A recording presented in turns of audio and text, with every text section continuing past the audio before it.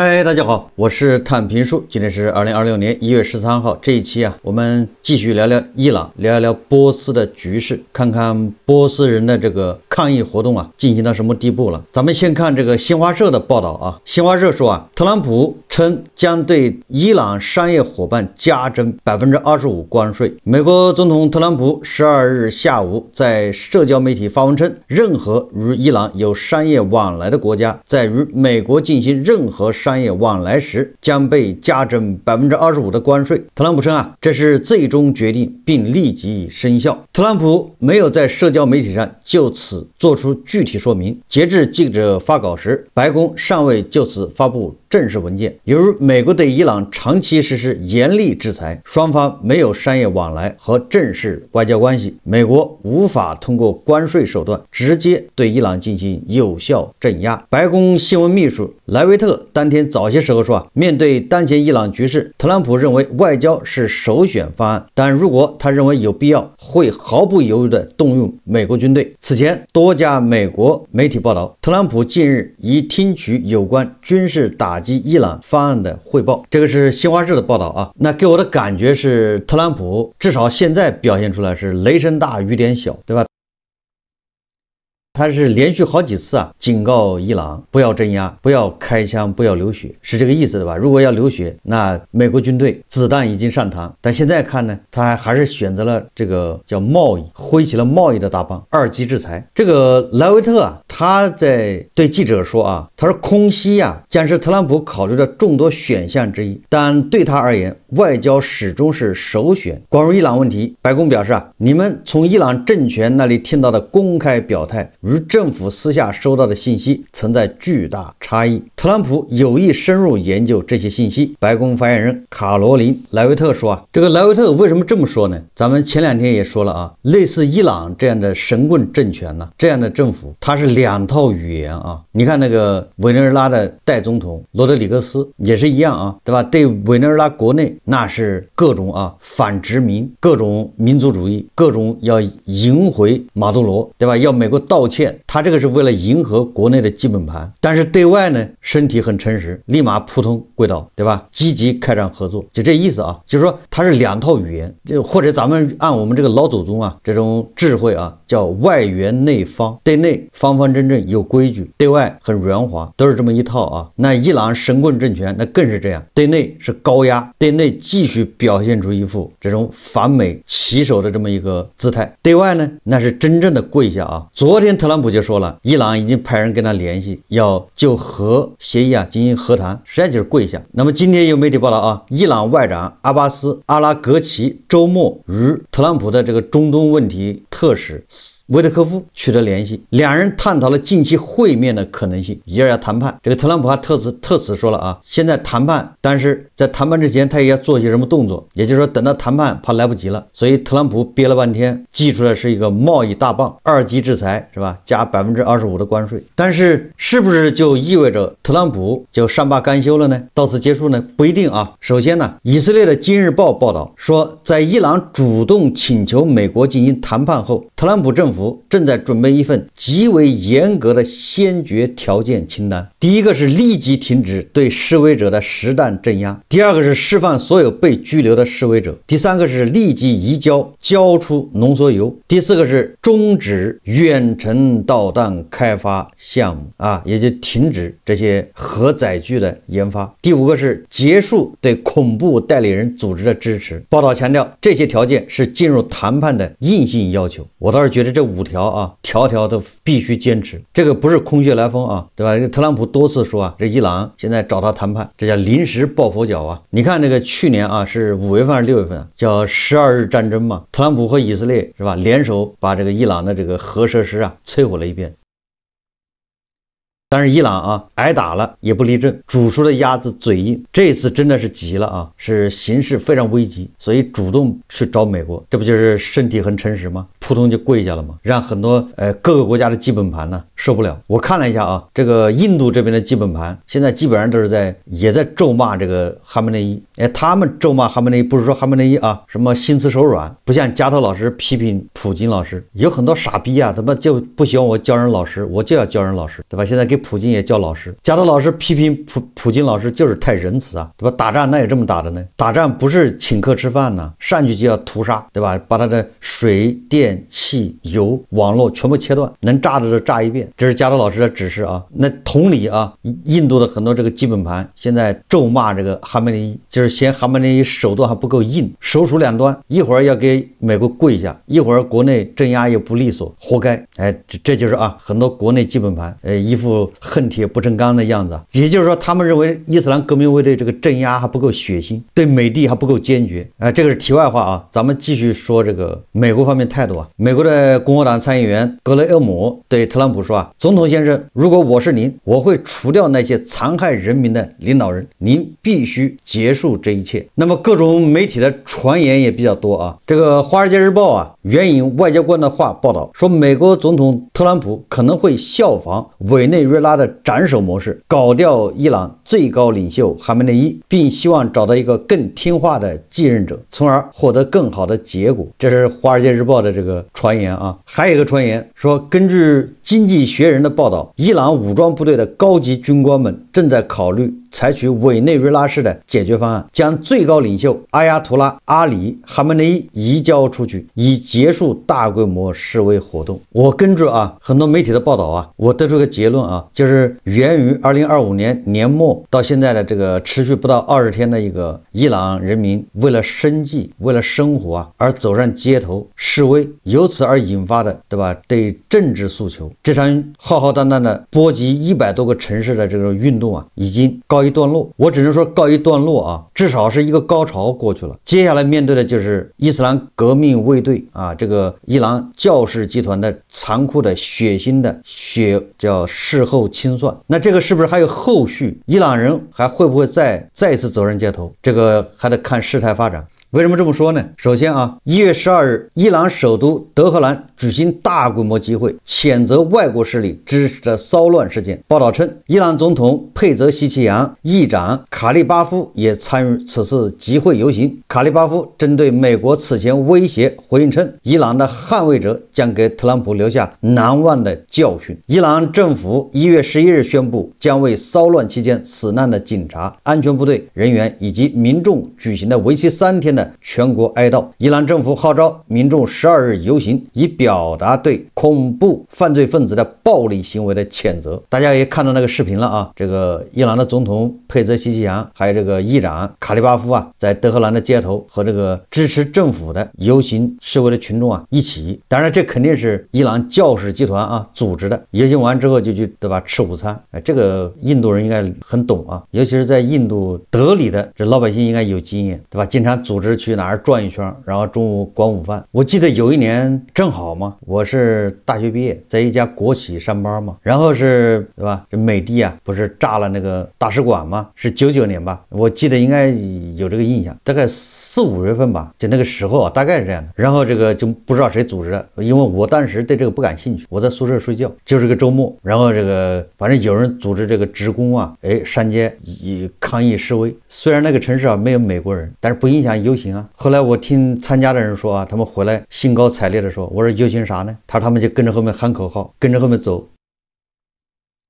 最后就进了一家大学的食堂吃午饭，很开心啊。中午吃的啥？鸡腿，混了一顿饭啊。这个是题外话啊。我就在想啊，这个伊朗的议长卡利巴夫他说啊，伊朗要给特朗普留下一个难忘的教训。这会是什么教训呢？是大号的尿不湿，里面装满了排泄物。不要以为他干不出来啊，那个朝鲜不就这么干吗？对吧？朝鲜不就是用那个气球啊，吊着这玩意往这个韩国去运吗？高空抛物啊。这说实话，这个对朝鲜影响很大啊，因为这个粪便是朝鲜的战略物资啊，他们要用来种地的，都离不开这东西，提高粮食产量、农作物产量。但是没办法啊，为了恶心这个韩国人，只好勒紧裤腰带，是吧？每个人每天要交多少，完了之后要把它攒起来抛向韩国。我在想，这个那伊朗你怎么给特朗普留下深刻的教训呢？不就是这些东西吗？要么就是疯狂蹂躏伊朗人民，对吧？让伊朗人民的惨叫啊、悲惨的景象，让特朗普感到深深的内疚。我感觉除了这2种办法，他没有第3种办法。所以说啊，根据媒体报道啊，说伊朗的司法机构计划对部分被捕抗议者执行死刑，其中一名被列为执行对象的叫埃凡·索尔塔尼，定于1月14日在卡拉季执行，其于1月9日被捕，今日获准与家人进行10分钟最后会面。消息称，另有数百名抗议者可能面临类似判决。官方数据显示，被捕人数超过1万，实际数字可能更高。此类司法程序引发国际社会对伊朗人权状况的关注，这个才叫什么叫真正的从快从重。1月9号被捕，1个星期不到就要执行死刑。所以我说啊，这标志着伊朗的这个老百姓的这种抗议啊，应该是进入一个低谷期。伊朗著名导演兼电影制作人叫贾瓦德·甘杰，是过去3天被伊朗伊斯兰政权安全卫队杀害的3000名伊朗抗议者之一。他于2026年1月9日在德黑兰被伊朗伊斯兰革命卫队狙击手射杀。而伊朗总统佩泽希奇扬则称这些人是摩萨德特工，他们不是，他们是伊朗人民，他们来自伊朗，他们为自由而战。现在啊，被抓的这上万名伊朗人很有可能啊被贴上这个犹太复国主义分子帮凶，或者是美帝国主义的走狗雇佣军啊，贴上这样的标签啊，被随意处决。那么伊朗教士集团接下来的这些操作啊，很多印度人就并不陌生啊。伊朗切断互联网以后啊，现在按照伊朗官方说法，就是平息了暴乱。那接下来干什么呢？伊朗把还在德黑兰的这些西方国家的大使统统叫来啊，上课。上什么课呢？说伊朗召见4国大使观看骚乱录像，伊朗召见英国、德国、意大利和法国大使观看暴力骚乱者的录像。这些行动超出了和平示威的范畴，被视为有组织的破坏活动。根据这些录像啊，也就是说要求这几个大使派人来在这现场观看这个录像，先放给你们看，必须做笔记，必须要写这个观后感。当然了，这个没那么死板对吧？可以要你看完之后要求你谈一谈感想。那这些录像上面显示的都是暴徒啊，这暴乱分子朝这个维持秩序的警察或者是伊朗伊斯兰革命卫队开枪啊，射击、扔燃烧瓶、屠杀这些爱好和平的警察，并且伊朗要求各国大使将这些视频直接转交给各自的外交部长，并要求撤回支持抗议者的官方声明。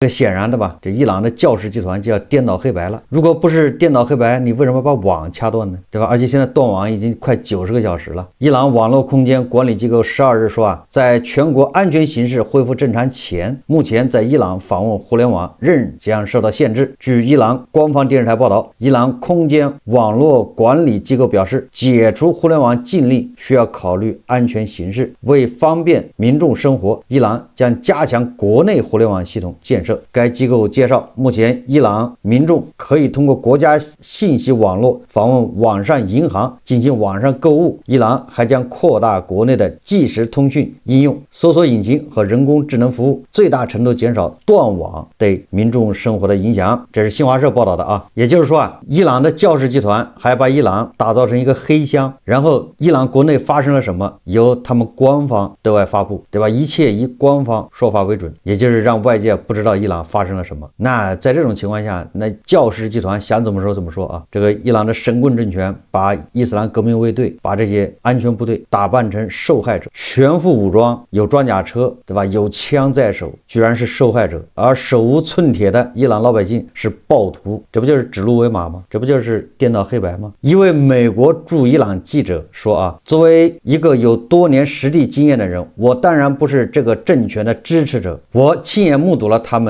的残暴。我们再看看这个国内媒体他是怎么报道伊朗现状的。这个凤凰网财经他昨天一篇报道说，叫那些在伊朗复杂政局里失联的人。凤凰网风暴眼1月12号21点34分报道的这个凤凰网说在伊朗生活工作了10多年的丹丹，没想到自己会以这种方式参与到这个中东国家的历史性变局中。他此刻人不在伊朗，却成了重重围城程中中伊普通人联系的一条纽带。单单在伊朗首都德黑兰市中心经营着一家主要服务华人的酒店，酒店不远处就是当地颇负盛名的德黑兰汽配市场，这里每年会举办大大小小的国际汽车展会，吸引各国从业者前来。然而就在1月12日，原本应该热闹的展会首日现场却不见往日喧嚣，这一带如今成了动荡的核心区域之一。2025年12月底起，由德黑兰商人发起的抗议活动迅速蔓延至伊朗全国超过17个省份，演变为自2022年以来规模最大的全国性示威。为控制局面，伊朗当地互联网中断，阻隔了与外界的通讯，网上传出的画面、无法打通的电话，让国内亲友急于四处打听消息，确认被困在伊朗的失联者们是否安全。此时刚好在国内的丹丹原计划1月9日从北京返回德黑兰，但航班忽然被取消了，随之一同取消的还有多家外国航空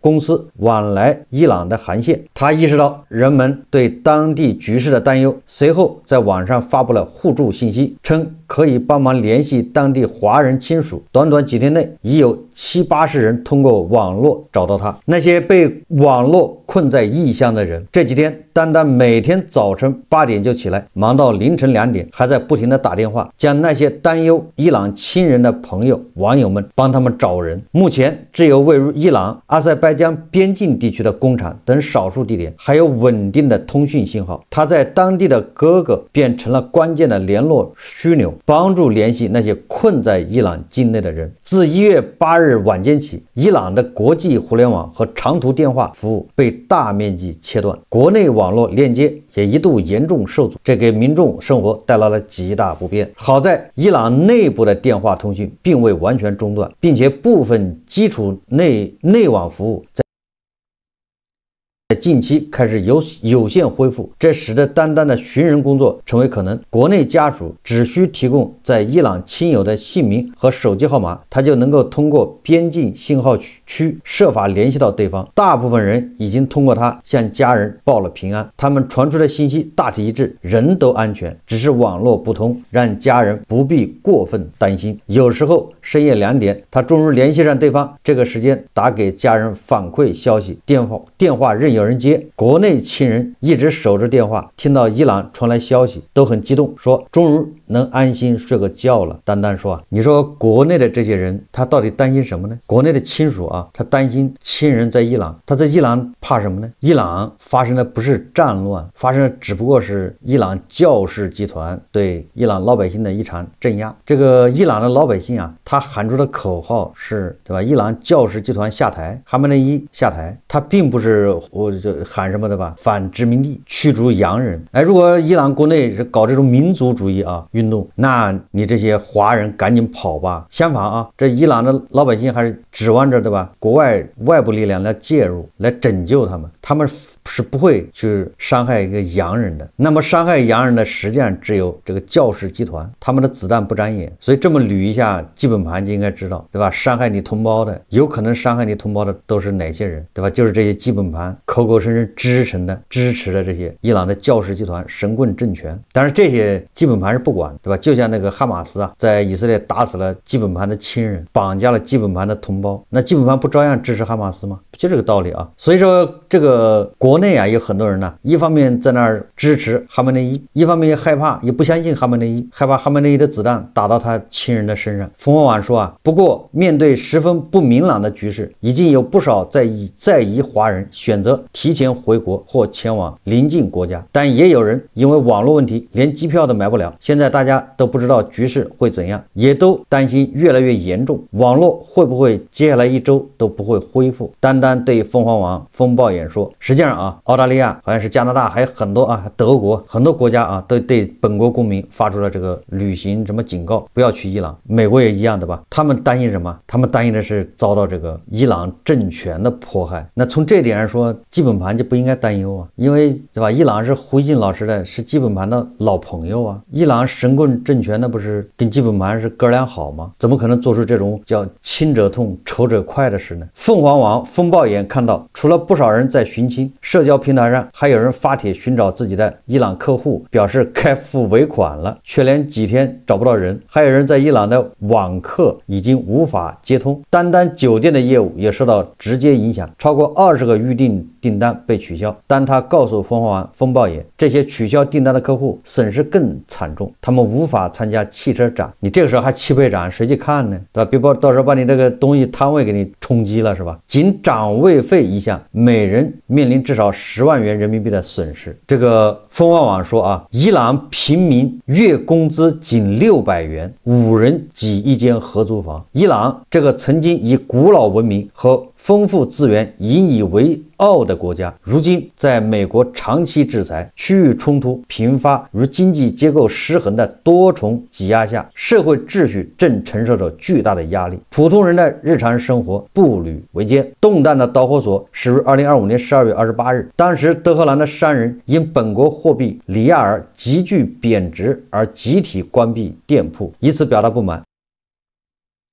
随后，抗议活动迅速蔓延，学生和普通市民纷纷加入，演变为席卷全国多个城市的街头示威。货币的巨幅贬值直接导致物价在短期内上涨了2到3倍。数据显示，伊朗官方通胀率达到42%，食品价格同比暴涨72%。而与此同时，民众的工资却停滞不前，基本生活难以维系。单的酒店以美元进行结算，受到的影响相对有限。用人民币换算消费时，反而觉得当地物价非常低廉，汽油尤其便宜，他加满一箱油只需要10几元人民币，有时候甚至能买到1000元左右的廉价回国机票。是伊朗的这个里亚尔在贬值，那外币对吧？人民币它也是外币啊，那相对就是在升值啊。这反过来就说明伊朗国内老百姓日子过不下去啊，对吧？也就是说啊，伊朗老百姓拿的是里亚尔工资对吧？但是他要付费的时候，你们都要求是美元或者人民币结算，那伊朗人就活不起了。就这么简单啊！然而，他明显感受到当地人的经济压力。他告诉凤凰网风暴眼，在德黑兰南北部地区像是2个世界，北部是富人聚集区，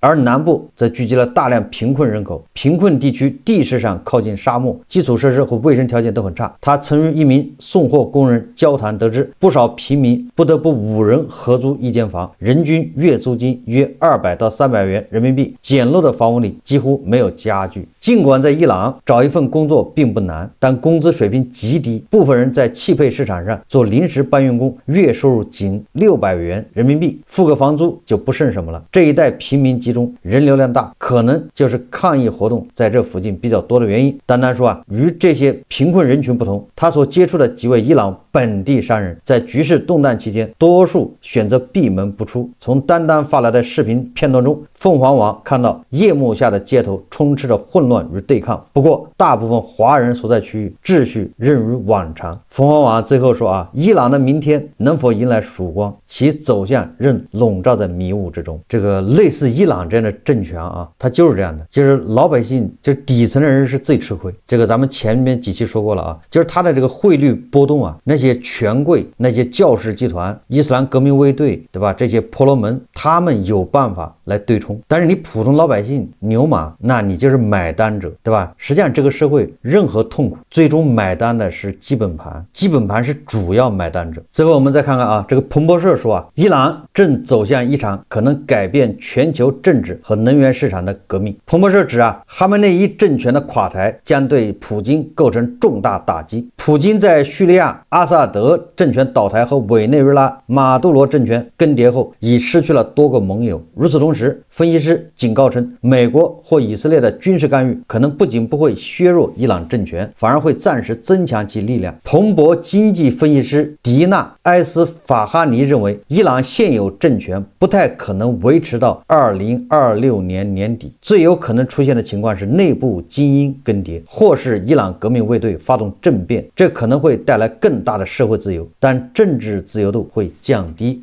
这个恐怕也是特朗普权衡利弊之后啊，实行2级制裁的一个主要原因。也就是说啊，如果美国、以色列出兵，你把哈梅内伊给拉下来了，要么你就是派部队常驻伊朗，对吧？要么你这样一撤，伊朗又要恢复原貌，就跟阿富汗一样。这个泽伦斯基啊，他说啊，伊朗目前发生的一切，包括大规模抗议乃至起义，都清楚地表明俄罗斯的处境不会好转。全世界的普通民众都真心希望伊朗人民能够摆脱这个政权的统治，它存在于那里，并带来了许多祸患，包括对乌克兰和其他国家造成的祸患，需要予以释放。世界切不可错失良机，变革的契机就在眼前。每一位领导人、每一个国家、每一个国际组织都必须立即行动起来，帮助伊朗人民铲除那些造成伊朗如今这般境地的罪魁祸首，一切都可以改变。